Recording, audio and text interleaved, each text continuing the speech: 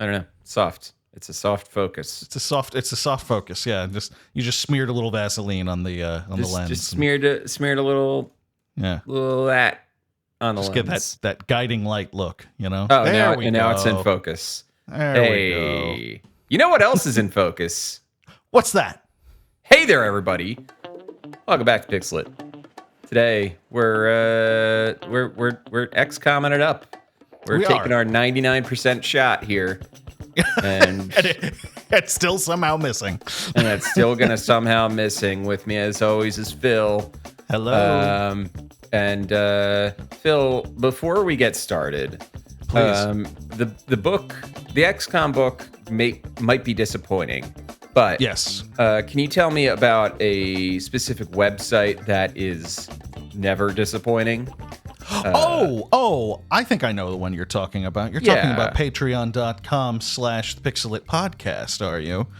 Yeah, I think it's Pixel It Pod now. Is it Pixel It Pod now? Okay, all right. Yeah, Pixel It Pod. Try that again. Actually, yeah, let's rewind that. Where you did not hear anything, folks. Nothing. Yeah. So tell me about this page. What can you get on Pixel It Pod?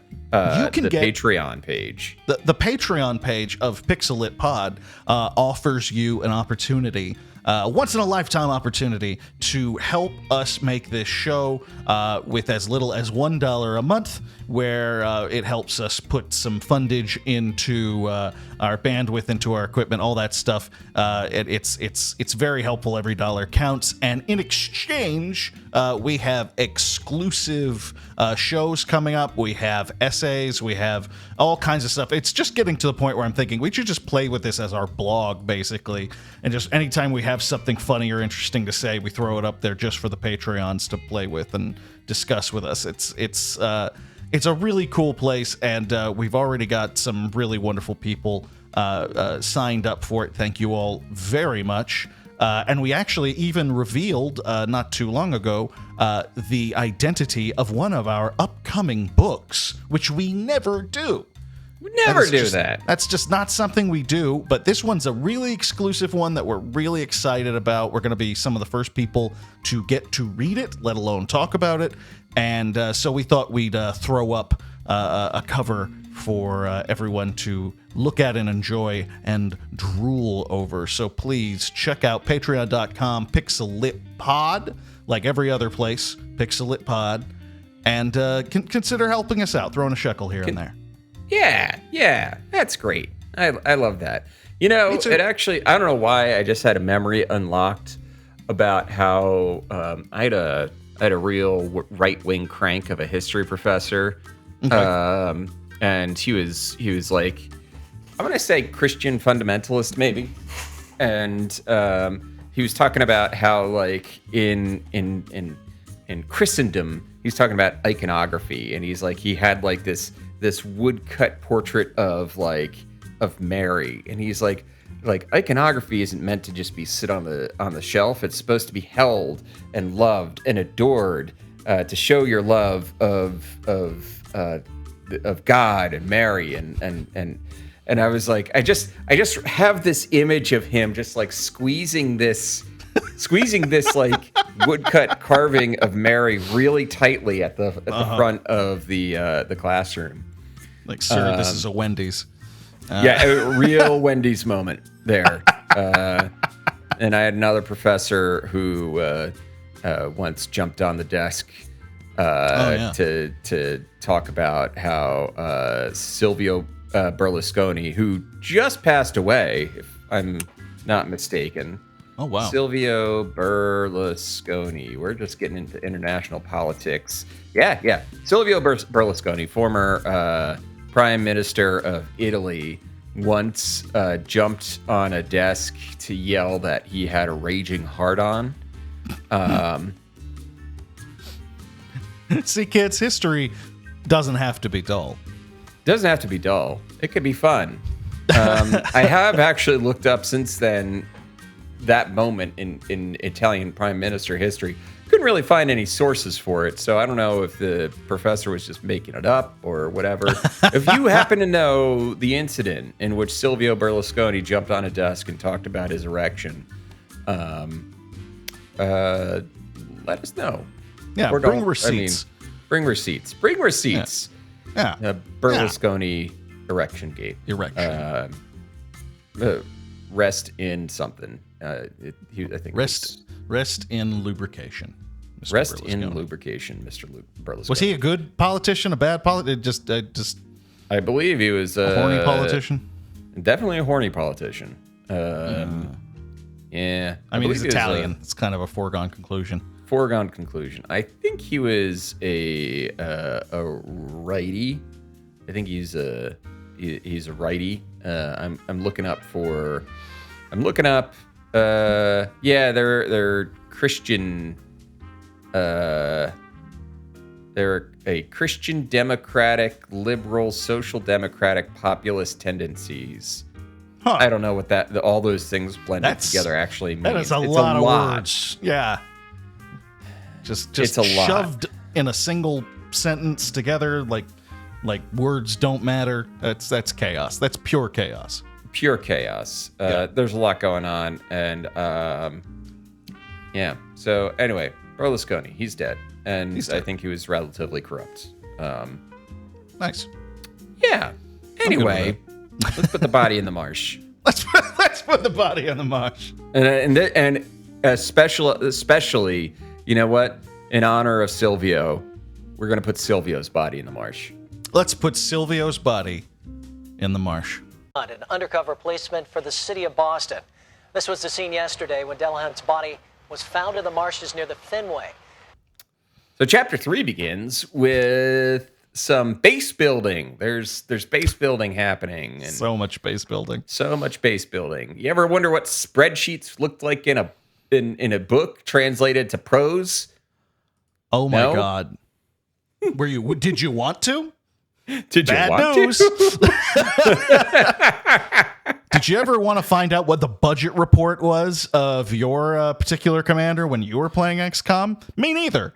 Me neither. Bradford just kind of like handled those things and didn't really bring them up to me. So And we were super appreciative. We really were. super appreciative. I really the like unsung Bradford hero. is a real unsung hero with his handling of all the logistical stuff. Well, we got to play with our little green army men, you know. Yeah.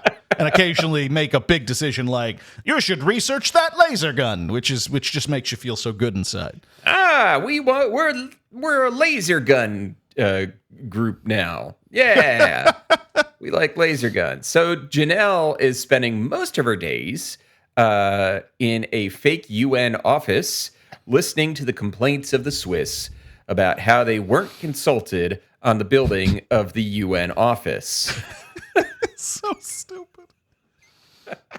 And she's like, and in a country like Switzerland, where it only takes a petition of 100,000 to turn it into a national referendum, not being consulted is a big deal. Which I'm just going to say what I said last episode. Someone took a vacation to Switzerland and had the full guided tour and took too many notes and said, this has got to go somewhere. We Gotta get put this in something. Oh my God. We get so much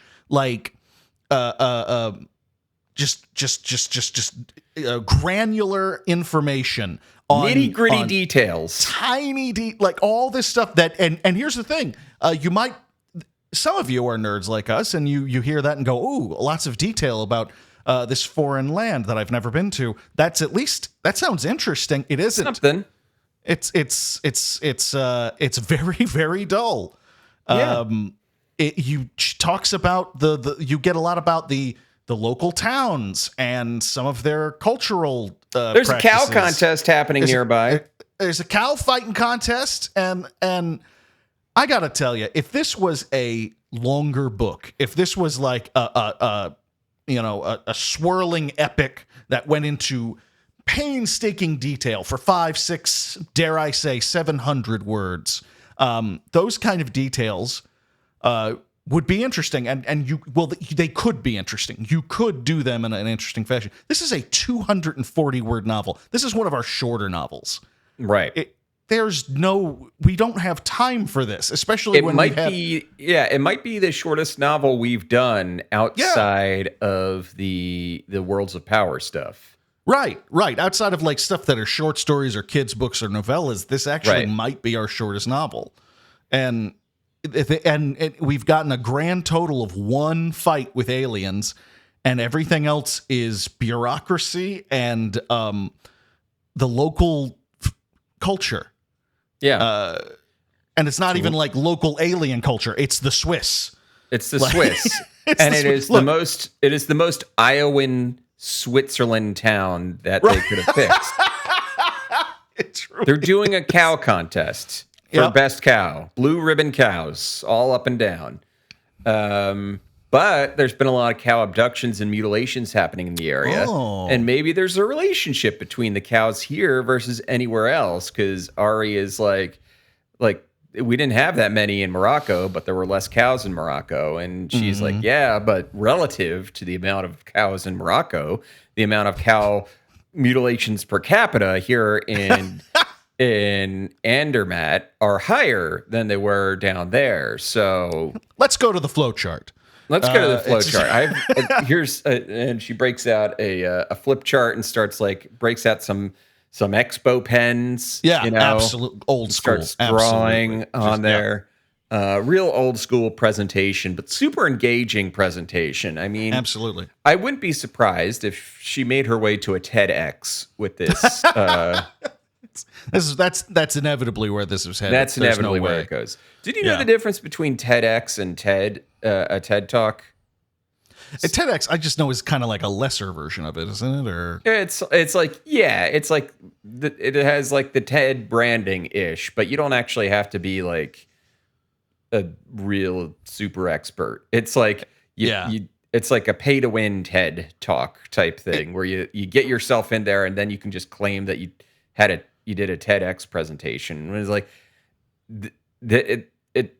it's not the best thing to have on your resume. It's like the difference between going to a hotel that has a Starbucks versus a hotel that, quote, proudly serves Starbucks products. Exactly, that's the difference. it shouldn't be a big deal, but there's a lot that can go wrong here. Yeah, exactly. Yeah. So Janelle is sending Ari down to the old base in Morocco to help the commander there because he is fucking shit up, it seems. Which is weird because they spoke so highly of him in the previous chapters. They didn't. They said he was an asshole. But an asshole he is. And an asshole he is. She tells him not to put himself in any danger. And here's a big problem I have with these two characters is there has not been an ounce of romantic, sexual, any sort of tension between them other than we're just told that they're in a relationship. Yeah. We're told they're in a relationship. We're told that they care for each other very much. We see none of it. We see 0.0% of it. So, yeah. So it's like, and this led me down a rabbit hole of thinking about like you can cut the tension in here with like a knife. Does that mean that it's like it's thick and you could cut it with a knife? Uh-huh. And is there like a saying where if you like could like scoop it watery, like it's like watery and you could scoop it with a spoon? Is that like less tense? I just feel like there needs to be grades to that saying because right. You can cut lots of things with knives, you know? This book is so tension-free that a knife passing through it makes no difference whatsoever in terms of cutting anything. No difference whatsoever. None. It's cutting nothing. No. Meanwhile, there's a terror attack in Zurich and shit's bad. Moving on to Ari arriving in Morocco. That's all. We get told about a lot of shit going down. We don't really see a lot of shit going down, especially in this particular section. Yeah. It's a real brief, like, page, I'll say, describing the initial terror attack. Then Ari arrives in Morocco. Ari tells DeLonghi that he stretched his forces too thin, and this terror attack was probably the capstone on that plan. DeLonghi tells Ari that being in a friends with benefits relationship with the regional commander will not protect him. At this point, because of the terror attack, Ari says he's going to get the remaining troops together and go deal with it. And then DeLonghi's like, no. And Ari's like, you told me she wouldn't protect me, and I'm proving you right. And DeLonghi's like, okay. So everything works out, is what you're saying. Meanwhile, back in Zurich, those aliens are happily taking in people for food and experiments. Kind of sounds like a date when you put it that way. Yeah. It's like the aliens are like, things are going to plan. Yeah. Would you like to come in for food and experiments? Food and experiments, yeah. We'll get you home by 10. Home by 10.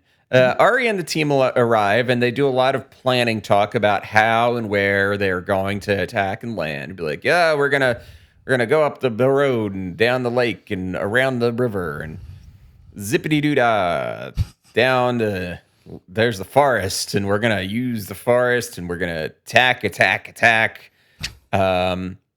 And then it seems like the Swiss themselves are fighting back because they all have guns. Yeah, because they're citizen soldiery kind of situation with the Swiss. So they start shooting at the aliens too. Ari gets in the gunner seat and fires a fission bomb at the battleship, which had landed on the train station.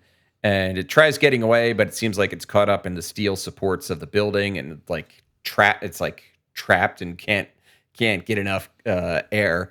And the bomb blows up the battleship. And Ari's ship land and they head off. And then chapter 4. That's the end of chapter 3. Yeah, chapter that's 4. These are long chapters, by the way. Yeah, these are long chapters, but this is all the stuff that happened. Yeah. Chapter 4, we skip everything. And Janelle arrives after everything's happened. Yep. All that cool action and stuff, don't worry about it. We took care of it. Don't worry about it. Janelle's going to get in the toilet. She's going to be told about it in a debrief by the now commander on site, Colonel Arneson. We get pages and pages of debrief on what happened just before she got there. No cool action scenes for us. Just bureaucratic, business-like paperwork. Recounting. Yeah. Oh my God. Arneson gives her a full play-by-play of the actions taken by her boy toy. They managed to stun some ethereals to send back to Irhil Magoon. And we find out that Ari was knocked out by a psi attack from an ethereal after his mind shield went down, and he is still unconscious. At one point, Ari ordered the squads to concentrate fire on the ground, which caused the terror ship to fall. Did you understand what the point of all of this was? Are you talking about the ship that got stuck in the hole under, the street? All right, yeah. It's not in. I reread this like 3 times, and it is not well written. It's basically the idea, as far as I could tell, was that the ship was down, and it was something about they knew it was going to be landing at a certain place, so they concentrated their fire on that place so that when the ship came down, it fell through the road, and all the gunners, which were on the undercarriage of the ship, were now underground and had nothing to shoot at. So they were kind of helpless, and it reveals this notion of like the underground banks of the Swiss, and there's gold and like once again, like did you know about Switzerland that you know we that don't really gold? need? It's so weird and so badly written, and Doesn't Yeah, I really was a lead little to confused. anything. I was confused, and like it was like, and then Ari told us to post a guard because after the hole was made, and we're like, why? And then we look down in the hole, and there's all this gold. Yeah.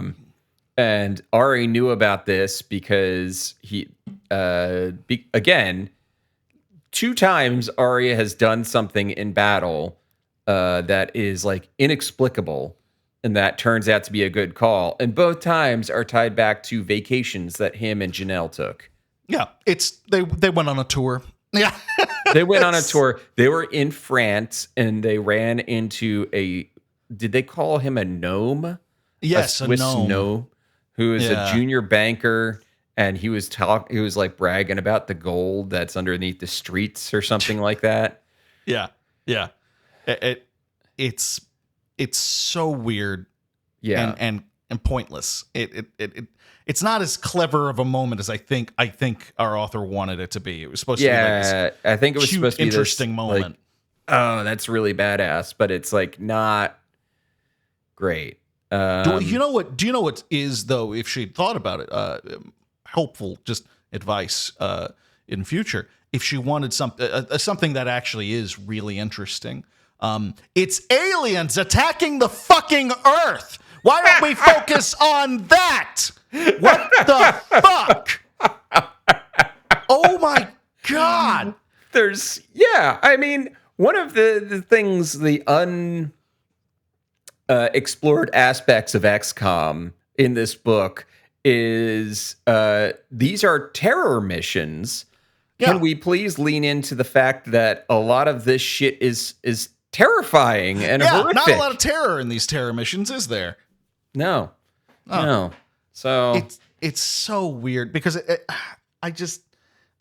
there's so much. You asked me a few episodes back at one point. We were talking about what would the novelization of Monopoly look like. Right. This is it. Like, not a lot of action, a lot of bureaucracy, a lot of moving money around. And I said last episode that the moving money and like having to afford this is actually a really interesting angle. But don't forget that you're writing a war story. You know, it's we go so deep into the weeds with details of like, well, we had to buy this and we had to buy that, and it's not even stuff that necessarily pops up in the game. A plot line of like, we have to get this to be able to research this new badass railgun that'll help us take out aliens and stuff like that. That would be a really cool subplot. We could do that, and that's totally relevant to the game. Right. But the level of detail that she goes into with like just I'm just saying the word again, the bureaucracy involved in running these things. Sure, that's probably how it would work, but I don't read those books because that's not entertaining. Yeah, it's like when you think of XCOM, when you really think of XCOM, what is it that you picture in your head? You picture, and I don't want to speak for everybody, but I picture the tactical squad-based stuff. Squad-based combat, absolutely. Squad-based combat. Yeah. There is another layer to the game of doing all this bureaucratic management shit. Yeah. But it's a fascinating layer. And it's a fascinating layer, but it's there to support and make sure that you are able to do the squad-based combat correctly. Yes. XCOM isn't SimCity. No. We're not going into that level of detail with the infrastructure. It's just like you said, It's a supporting actor. It's not the main focus of the game.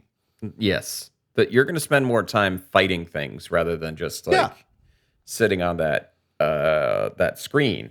So anyway, XCOM people, feel free to sound off in the comments. Anyway, please do.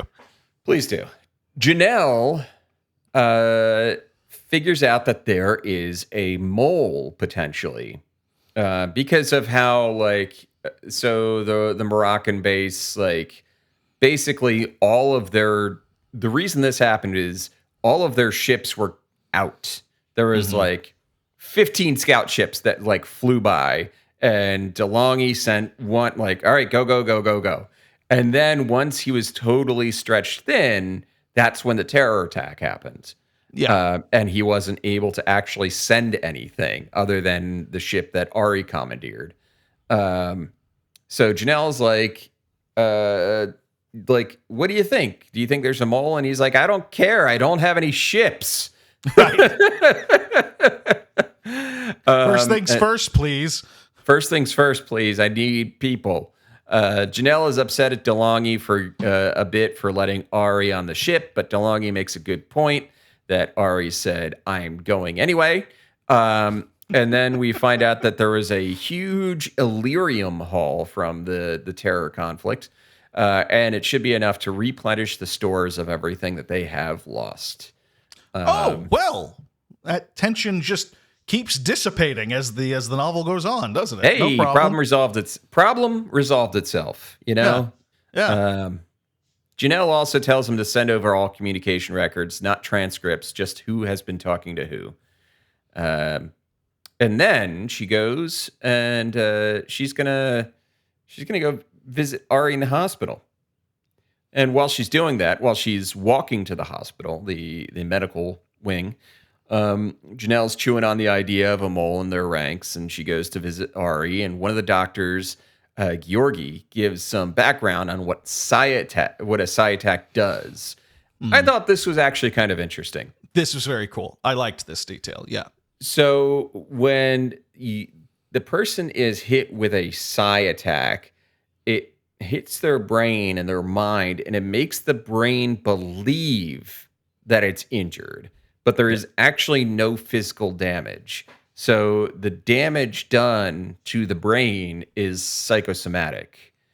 And I thought that was a neat little detail. We're like, Yeah. the brain just has to figure out that it's not wounded, and they'll wake up. It makes most things that they could do to take care of that issue kind of pointless and useless. So people who got really fucking wrecked by it actually physically bounce back easily, and other people who should be fine end up being vegetables. Right, exactly. I thought that was pretty cool. I thought that was that's neat. a pretty cool detail.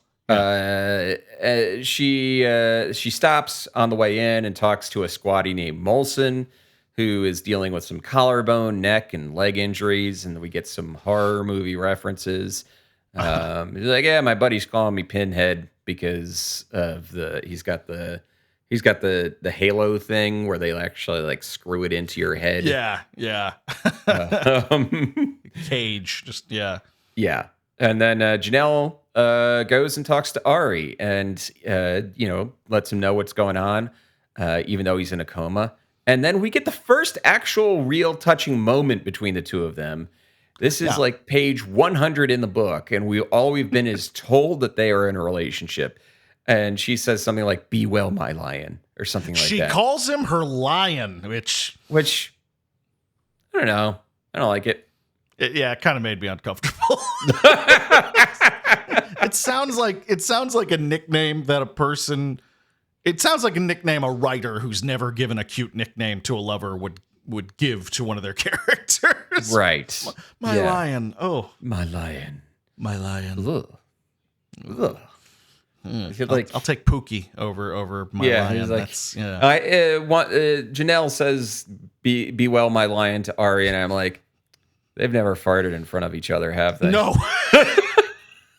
I just imagine like just "Be well, my lion," and he just flatlines. I thought you were gonna say, "Be well, my lion," and then there's just like a fart, and it's just. She goes, "Oh my God, I can't believe you did that. As soon as you wake up, I'm breaking up with you." You're gross. That's where we are, people. We're in fart jokes. Next fart jokes, baby. We got to do what we got to do, man. We're adding them in here. Good Lord. All right. So the next section of my notes are just labeled spreadsheets. Yeah. Yeah, you're not wrong. And it's just like, Lot of ship talk. And here's the thing, that note, lot of ship talk, encompasses about 4 pages. Yeah. Like, just a lot of minute details. So we're going to take these 2 Avenger ships from the Moroccan base, and they're going to come up here. But then when we get our new ones in, we're going to send them back. But we're also not going to tell anybody, so nobody knows you're doing the whole switcheroo. Yeah. And we're like, what? Is this to expose the mole, or is it just you're just is this like Hollywood accounting, where you can just like move things around and say, we're operating at a loss, we need more money. Right. And there's actually a section in here where the author where our commander, she refers to certain bureaucratic tasks that she's got to do as about as much fun as watching paint dry. She says this twice. And I'm like, so we shouldn't be putting this in our science fiction war novel. This is not interesting information. And you know it. So you know it. So why? You have a character acknowledging that this is boring. Did you leave it in because you needed to hit 50,000 words to have it called a novel? I wonder. The only thing I could compare it to was when we were reading the Dead Space book. That was 5,000 pages long and inexplicably had like moments where they talked about, trying to receive a grant and shit like that. Like the minutia. This is the closest we've had to that. Grant. Yeah. What? Did you forget what franchise you're working on? It's nuts. This is not the worst written thing we've ever read by a long shot, but it's so dull. Why does this matter? Okay. Yeah. So Janelle takes about 3 pages to walk to the UN office. Mm-hmm. We get a full description of the whole. We already talked about the whole train system where they have to go down the elevator. We get it again. We get a beat for beat description of what they have to do. Like, we've already talked about this. You can just we already know this. We know this. We can skip it. So we meet Callie, one of the squaddies, who is basically assigned to just be one of the people that sits in the UN office. Mm-hmm.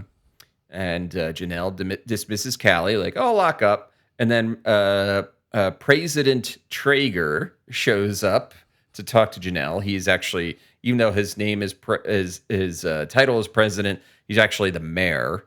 And they make a point. Well, like, where did you think the word came from? It's full of rich history and culture. It's like more. Let's talk bullshit. about it.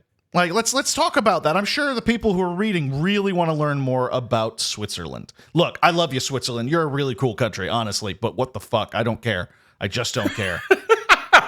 I didn't pick up like Switzerland, an introduction. I picked up XCOM, UFO Defense. It's like, I'm not on a Rick Steves tour here. Right. Yeah. It's like, why? President Traeger shows up to talk to Janelle, and his cow won the contest. Cool. Good for him. So she goes to a local tavern and talks with the townsfolk about cows. This happens in our alien book.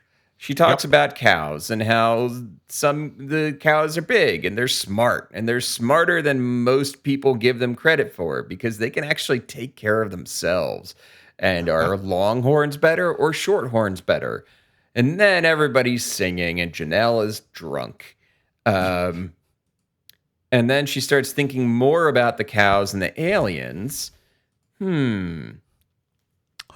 Like thinking emoji.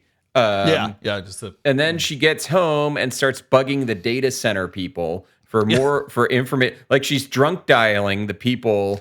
She really is. At the data centers. Like, did you get my cow numbers yet? I know you got cow numbers. Give me your cow numbers. Why won't you call me back? I need the cow numbers. I need number of cows. I need breed of cows, longhorns, shorthorns, and be like, yes, Commander. And my favorite part is they got it. They're like, yeah, we got that. Of course we have that. We have that. Of course we do. We have so much information, and you want everything in this book cows. is about minutia. Why wouldn't we? Yeah, absolutely. We got your cow information. Are you just cows? You don't want to elk or anything? Cows. Okay. Just cows. And okay. No other hooved mammals. No. Got it. New contact. There's a scout ship headed their way, and she is. Kevin, do you mean there might be some action? There might be some action. She's okay. Drunk. Okay. She's drunk. She's drunk and hasn't really slept. So the scout ship is headed their way, but the only person higher than a captain is her. So apparently the rule is that, like, there always has to be a colonel out there. Yeah. You can't just send out a team with a captain on it. So she's like, let's gear up. Let's go intercept it. And they give chase to it. And there's it's basically a Death Star trench run through the mountains of them chasing the scout ship. Yeah. They shoot it down with the Stingray missiles, and they hit it, and down it goes. And probably the funniest thing that ever happens in this book is they get off a ship, and it's basically like that moment in Ghostbusters where they shoot the tray, the cart full of house cleaning supplies. Oh yeah. When they get off the elevator. They do that, but to an ibex. Yes. They destroy this mountain goat, like just obliterate it. Yeah. So it's dead. It's dead. Toasted to a crisp. They mutilated it. Like, come on. Like, you can't. It's a fucking goat. They like get off the ship and immediately they're like, and they're like, They're like, oh, shit. We cannot afford to have the goats betray us for the aliens over bullshit like this. They're fucking it up.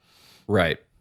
So then they're like, come on, let's go fight these aliens. Cut to, we killed the aliens. Yes. We are informed. We are informed that they win.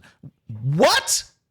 Oh my God. They win. Let's get back to the bureaucracy. Yeah, I know I don't want to bore you with another stupid fight. So let's get into what you really came here for. Oh, goody.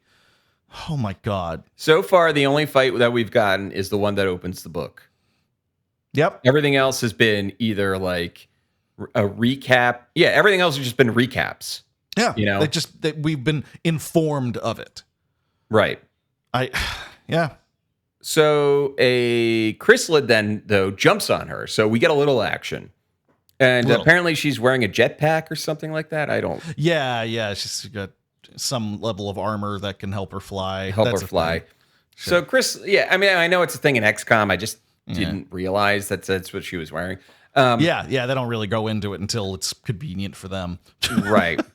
So she's... the chrysalid's on her, and she flies up into the air, and she has a flashback to the time that she was in Maryland. Oh, right. Yeah. Eating crabs, and like, oh, you hit the crabs with the hammer and you eat the meat. So then she's like, well, there's a mountain right there. And she rams the chrysalid into the side of the mountain, which cracks it open and then drops it. And the rest of the squad shoots it after it falls to the ground. And that's the end of the chapter. I've got to ask, do you think Slumdog Millionaire was based on that scene? She has this meaningless, oh, right, things with shells crack, go boom. Like, what? I just think Diane Duane she's a jet setter. She likes traveling. She has an extensive vacation journal and just goes to that whenever she needs help. Let's say, tarting up the dialogue, and it's not working. Yeah, so if it seems like we got through this episode recap pretty fast, it's because we did. Yeah. We did. We did. Because we wanted to. We wanted to. It's the same number of pages as the first episode. I didn't skip too much. I didn't No, It's like no. I could get into the nitty gritty of some of these like past tense combat encounters, but Yeah. But then we would become the same people that we accuse this author of being. yeah, Just like rehashing, like just mindless. it's just not bureaucratic that nonsense. interesting. It's not. It's There's just not There's- a lot of interesting stuff going on in this book. Yeah. I want And you I guys to don't- know, Kevin has been focusing on the most interesting parts of this book, and they're still not that interesting. Yeah. Yeah. Yeah. So with all that being said, what are you playing? Oh, I'm so glad you asked, because I actually am playing. I've been doing some entertaining things with my life outside of this book. First and foremost, I beat Amnesia: The Bunker. Okay. I fucking loved it. I loved it. I think this is my favorite Amnesia game. They just learned so much. It's kind of fascinating because I found myself comparing it to Alien Isolation a bunch. But I thought about it while I was playing today, and I went, oh, well, Alien Isolation was really heavily based on Amnesia: The Dark Descent. But what's clear is that Alien Isolation learned a lot from Amnesia: The Dark Descent and improved upon it and did their own thing. And Right. then I feel like Amnesia: The Bunker looked at Alien Isolation and went, oh, okay, I like what they did with our thing there. Yeah. It went full circle, and it has made for a really wonderful, engaging experience that, unlike Alien Isolation, it's not as smooth and polished as Alien Isolation. There's some serious indie game jank. Right. But it also doesn't take 20 hours to play all the way through. So Sure. it scratches that itch in a fraction of the time. And apparently it's got some roguelike elements to it. They made a point of saying at the end, the items, the codes, all that stuff gets rearranged at every playthrough so you can have a different experience each one. And I don't know, that's between cool. that and yeah, I think that's enough for me to want to up the difficulty once and try it out that way, because that's fascinating. That's really Right. cool. I loved it. So that one is just fantastic. I've also been playing the pixel remaster of the original Final Fantasy on my How's Switch. that going for you? It's been lovely. I've just been, like, in the evenings when I'm watching a movie with my wife, I'll just sit there and grind and get my fighter and my thief and my mages levels up. I'm literally on the last boss, and he's basically impossible, so I'm just going to grind for several days, Right. And get him taken care of. But You mean it's Chaos? been really nice. Yeah, Chaos. Yeah. And it's been really nice just to revisit that. The music, the remastered music is really good. It's a new coat of paint. They've changed some of the dialogue, so it's a little more localized. It's not so weird. Yeah. Yeah. Super fun. I wondered about they are expensive. These pixel remasters. It was $12 for an old NES game. Yeah, that's a which- lot. That's a lot, but I'm not going to act like I haven't enjoyed it and put a fair amount of time into it. So Right. definitely worth it. So what about you, Kevin? What have you been playing? Oh, I am so glad you asked. So, I'm playing a bunch of things. As per usual, I am much closer to the end of the System Shock remake than previously thought. I think I'm actually in this. I just did the second to last thing that you do in the game. It's just been taking nice. me a while because I've only had like little like 30-minute stretches to play it recently. But yeah, I just did I think it's the second to last mission, so to speak, in the game. And now there's one big thing left. So System Shock remake update. There we go. I have started playing Herat, which is a first-person shooter. It's spelled HROT. It's set in, I want to say, Soviet-era Czechoslovakia. Basically, there's like some sort of natural disaster or something, and you're fighting your way through all of these guards and such and monsters. It's a lot of fun. The developer of it basically recreated the Quake engine. Made his own version of the Quake engine to create this game, like to have like true fidelity with that 1996-97 level of gameplay. It's really fun, very fast-paced shooter, gives a lot of good horror vibes despite the fast-paced nature of it. Very brown. It's got a lot of brown tones. Sure. It's a lot like Dusk, in that which is also a Quake-like, boomer, quote unquote boomer shooter. But that title is to me is way too broad. Dusk and Herat are very much in the vein of Quake, whereas, for example, another game that we had talked about recently, the Warhammer shooter, Bolt Gun was in the vein of more like Doom and the build engine games like Duke Nukem, for example. A lot more refined than those, but in the same vein stylistically. Herat, and then I also started playing Octopath Traveler 2. Nice. Which it's so far I put an hour into it, and it's fun. It's like it's perfect.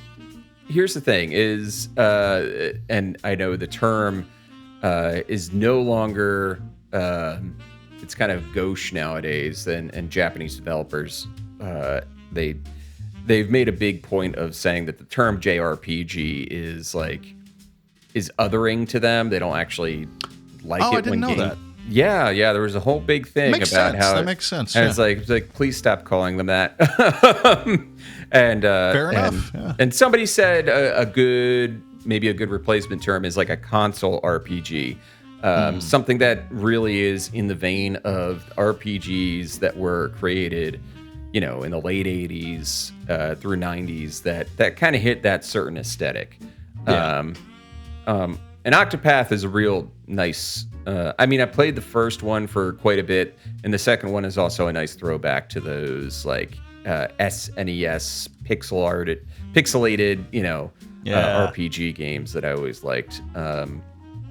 So it's fun. It's perfect for the Steam Deck because I know how involved they can get in terms of hours.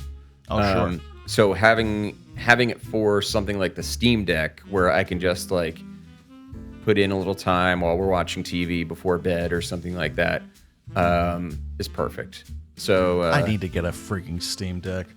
It is. I honestly, it's going to be the thing that it's going to be a thing that really, really helps you out in terms of just playing. Being able to play some things that you want to experience without having to sit in your office and play. Yeah, I need to get one of those.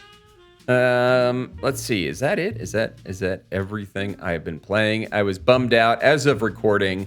I realized earlier this week that I missed out on the second beta for the finals. I didn't realize it was going on until the day that it was ending. Okay. So I've already played the finals before.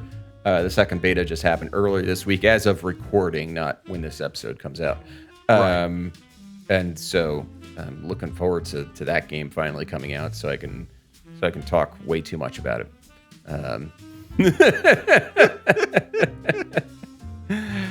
But oh yeah, that's totally up your alley. Yeah, that'll do it for tonight's episode. Short episode, but whatever. We got more pages to go through next week, so. Oh yeah. Next week will be longer. You're gonna love it. We keep them hot and fresh every week, so yeah, baby. Yeah, it's fine. We're good. What do you want from us? What do you want from us? Do you know what we want from you, though? Is we want you to go to Instagram and Twitter and follow us on PixelatPod at PixelatPod, and also go to our website pixelatpod.com. You can sign up for the newsletter. If you're not into the whole Patreon thing, then at least sign up for the newsletter. That's a good way to keep in touch of of new episodes and things like that. People on the newsletter get access to the new episodes earlier. Or if you're just if you just follow us on Patreon, you don't even have to be a patron to get the new episodes early. Just follow us on Patreon. Be a follower of the Patreon page. So, pixelitpod.com or you're going to find a whole bunch of good stuff either way. And feel free to follow one of those pages to our Discord, which is always a fun place to be. We do love when fans come into the Discord and start chatting with us. It's a good old time. So go ahead. And some of you have been coming in and informing us on some novelizations that maybe we were not previously privy to. So you're helping us to figure out what the next lineup's going to be, and I thank you for that. Yeah. Speaking of, did you see that there is a new Bloodborne? Oh, the same graphic comic? novel. Yeah. Oh Lord, we're gonna have to come back to that for a one shot, aren't we? Different author, same artist and colorist. Well, I liked the artist and colorist, so that